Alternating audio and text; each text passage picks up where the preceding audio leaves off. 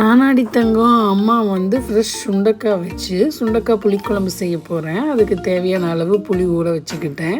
சுண்டக்காய் அந்த மாதிரி தட்டி மோரில் போட்டு வச்சுட்டேன். அடுப்பில் சட்டியை வச்சுட்டு நல்லெண்ணெய் ஊற்றி வெந்தயம் பூண்டு சேர்த்து நல்லா வதக்கிட்டு வெங்காயம் கருவேப்பிலை அதையும் சேர்த்து நல்லா வதக்கிக்கிட்டேன்.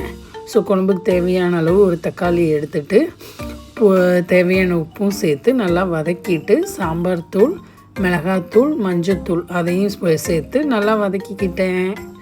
அப்புறம் நம்ம ஊற வச்சிருந்த புளியை சேர்த்துட்டு சுண்டைக்காவையும் போட்டாச்சு. குழம்பு நமக்கு எவ்வளோ தேவையோ அந்த அளவு நான் தண்ணி சேர்த்துட்டு ஒரு மூடியை போட்டு மூடி வச்சுட்டேன். குழம்பு நல்லா கொதிச்சிட்ருக்கு.